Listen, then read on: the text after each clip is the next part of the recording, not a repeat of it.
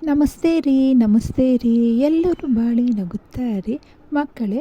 Summer story ಟೈಮಲ್ಲಿ ಎಲ್ಲರಿಗೂ ಸ್ವಾಗತ.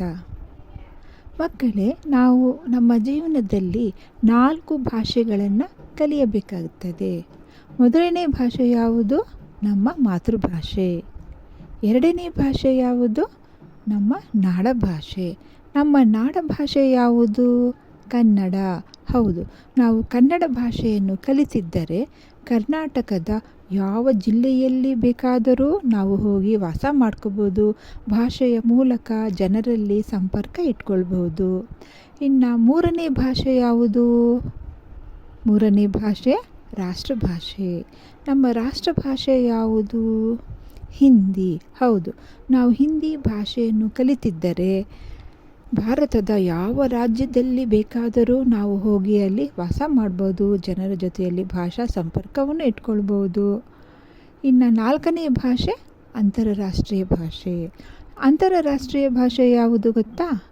ಇಂಗ್ಲೀಷ್. ಹೌದು, ನಾವು ಇಂಗ್ಲೀಷ್ ಭಾಷೆಯನ್ನು ಚೆನ್ನಾಗಿ ಕಲಿತಿದ್ದರೆ ನಾವು ನಮ್ಮ ದೇಶದ ಹೊರಗಿನ ಯಾವ ದೇಶಕ್ಕೂ ಬೇಕಾದರೂ ನಾವು ಹೋಗಿ ಅಲ್ಲಿ ವಾಸ ಮಾಡಲು ಅನುಕೂಲ ಆಗುತ್ತೆ. ಇದೇ ಭಾಷೆಗೆ ಸಂಬಂಧಪಟ್ಟಂತೆ ನಾನು ಒಂದು ಹಾಸ್ಯ ಕಥೆಯನ್ನು ಹೇಳ್ತಾ ಇದ್ದೀನಿ. ಕಥೆಯನ್ನು ಪೂರ್ತಿ ಕೇಳಿ ಮತ್ತು ಎಂಜಾಯ್ ಮಾಡಿ. ಕಥೆಯನ್ನು ಪ್ರಾರಂಭ ಮಾಡೋಣ. ಒಂದು ಊರಿನಲ್ಲಿ ಒಬ್ಬ ಲೇಖಕರು ತಮ್ಮ ಪರಿವಾರದ ಜೊತೆಯಲ್ಲಿ ಸುಖವಾಗಿ ಇದ್ದರು.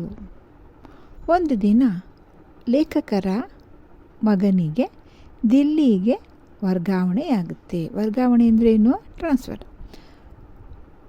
ಲೇಖಕರ ಮಗನಿಗೆ ದಿಲ್ಲಿಗೆ ಟ್ರಾನ್ಸ್ಫರ್ ಆಗುತ್ತೆ. ಆಗ ಲೇಖಕರು ಏನು ಮಾಡ್ತಾರೆ?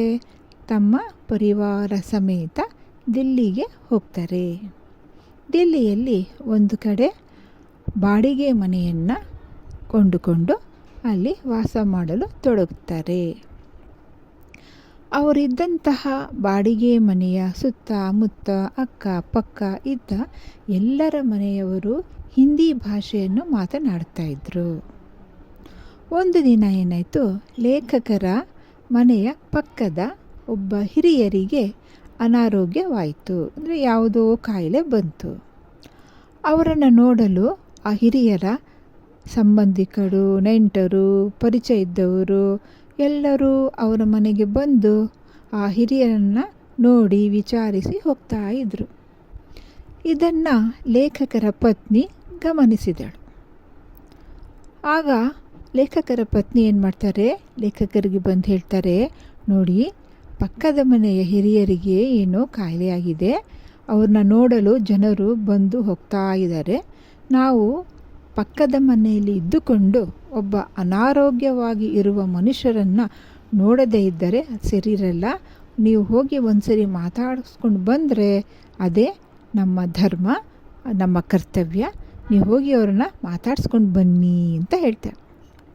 ಅದಕ್ಕೆ ಲೇಖಕರು ಹೇಳ್ತಾರೆ, ನೀ ಹೇಳೋದೇನೋ ಸರಿ, ಆದರೆ ನನಗೆ ಹಿಂದಿ ಭಾಷೆ ಬರುವುದಿಲ್ವಲ್ಲ, ಏನು ಮಾಡೋದು ಅಂತ ಕೇಳ್ತಾರೆ.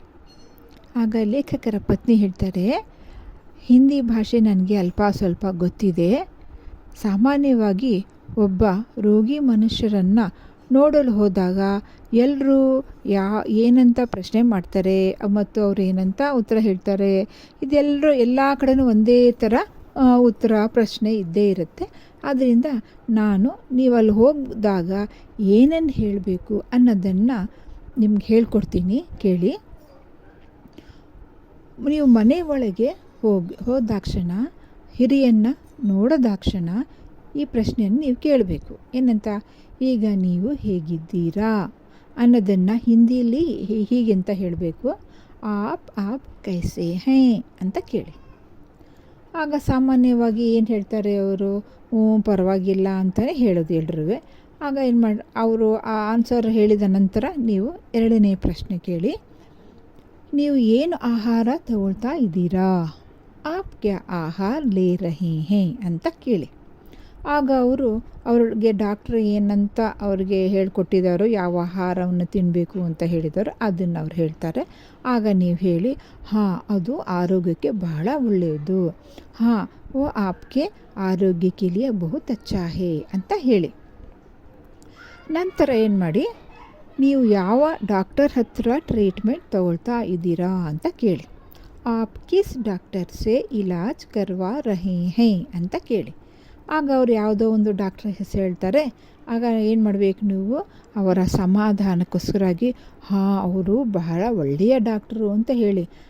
ಏನಂತ ಹೇಳಬೇಕು ಹಿಂದಿನಲ್ಲಿ, ಹಾಂ ಓ ತೋ ಬಹುತ್ ಅಚ್ಚೇ ಡಾಕ್ಟರ್ ಹೇ ಅಂತ ಹೇಳಿ ಇಷ್ಟು ಹೇಳಿಬಿಟ್ಟು ಬನ್ನಿ ಅಂತ ಹೇಳ್ತಾರೆ. ಆಗ ಲೇಖಕರು ಹೇಳ್ತಾರೆ, ನೀನೇನೇ ಹೇಳೋದು ಸರಿ, ಎಲ್ಲ ಒಟ್ಟಿಗೆ ಹೇಳಿಬಿಟ್ಟೆ ಎಲ್ಲ ಪ್ರಶ್ನೆಗಳು ಉತ್ತರಗಳನ್ನು, ಆದರೆ ನನಗೆ ಅದು ಜ್ಞಾಪಕಕ್ಕೆ ಬರಲ್ವಲ್ಲ. ಅದಕ್ಕೆ ನೀನು ಒಂದು ಕೆಲಸ ಮಾಡು, ಆ ಹಿಂದಿ ವಾಕ್ಯಗಳನ್ನು ಕನ್ನಡದಲ್ಲಿ ಬರೆದು ಕೊಡು, ನಾನು ಅದನ್ನೆಲ್ಲ ಚೆನ್ನಾಗಿ ಗಟ್ ಮಾಡಿಕೊಂಡು ಅವ್ರ ಮನೆಗೆ ಹೋಗಿ ಹೇಳಿಬಿಟ್ಟು ಬರ್ತೀನಿ ಅಂತ ಹೇಳ್ತಾರೆ ಲೇಖಕರು. ಆಗ ಲೇಖಕರ ಪತ್ನಿ, ಹೌದು ಅದು ಒಳ್ಳೆಯ ಉಪಾಯ ಅಂತ ಆ ಹಿಂದಿ ವಾಕ್ಯಗಳನ್ನು ಕನ್ನಡದಲ್ಲಿ ಬರೆದು ಲೇಖಕರಿಗೆ ಕೊಡ್ತಾಳೆ. ಲೇಖಕರು ಪಕ್ಕದ ಮನೆಗೆ ಹೋಗ್ತಾರೆ. ಆಗ ಅವರು ಆ ಮನೆಯಲ್ಲಿದ್ದಂಥವರು ಲೇಖಕರನ್ನು ನೋಡಿ, ಬನ್ನಿ ಒಳಗೆ ಆಯೇ ಅಂತ ಹೇಳಿ ಒಳಗೆ ಕರೆದು ಬೇಟಿಯೇ ಅಂತ ಹೇಳಿ ಕೂರಿಸ್ತಾರೆ.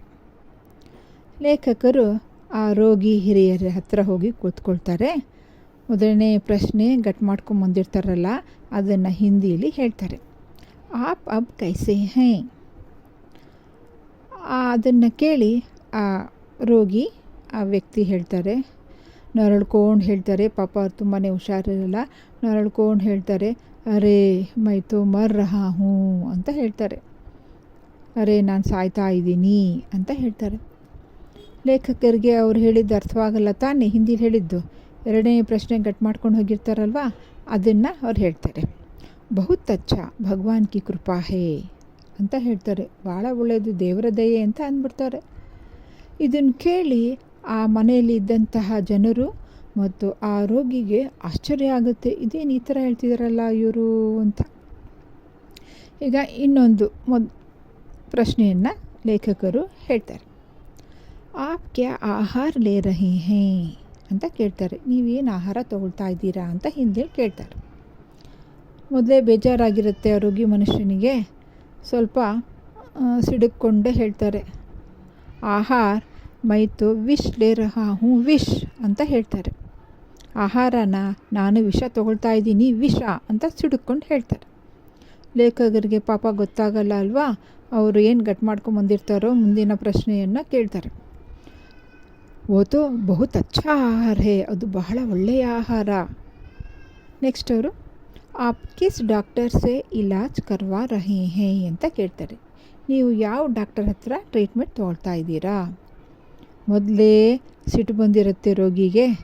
ಆಗ ಏನು ಮಾಡ್ತಾರೆ, ಈ ಮಾತು ಕೇಳಿದ ತಕ್ಷಣ ಆ ರೋಗಿ ಹೇಳ್ತಾರೆ, ಡಾಕ್ಟರ್ ಮೈ ತೋ ಯಮ ಸೆ ಇಲಾಜ್ ಕರ್ವಾ ರಹಾ ಹೂँ ಅಂತ ಕಿರ್ಚಿ ಹೇಳ್ತಾರೆ.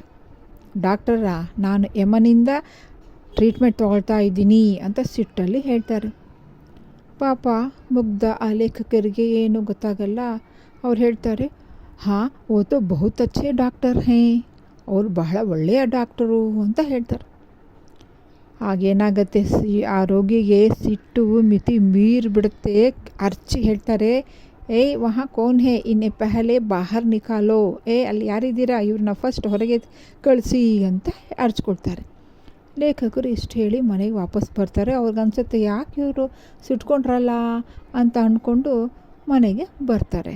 ನೋಡಿದ್ರ ಮಕ್ಕಳೇ, ಭಾಷೆ ಯಾವ ಭಾಷೆ ಆಗಲಿ ಎಲ್ಲ ಭಾಷೆಗಳಿಗೆ ಒಂದು ಮಹತ್ವ ಇದ್ದೇ ಇರುತ್ತೆ. ನಾವು ಯಾವ ಭಾಷೆಯನ್ನು ಇದು ಕಡಿಮೆ ಇದು ಜಾಸ್ತಿ, ಅದಕ್ಕೆ ಮಹತ್ವ ಇದೆ ಇದಕ್ಕೆ ಮಹತ್ವ ಇಲ್ಲ ಅಂತ ನಾವು ಯಾವ ಭಾಷೆಯನ್ನು ಅಸಡ್ಡೆ ಮಾಡಬಾರ್ದು. ಎಲ್ಲ ಭಾಷೆಗಳು ಒಳ್ಳೆಯದೇ ಆಗಿರುತ್ತೆ. ಧನ್ಯವಾದ.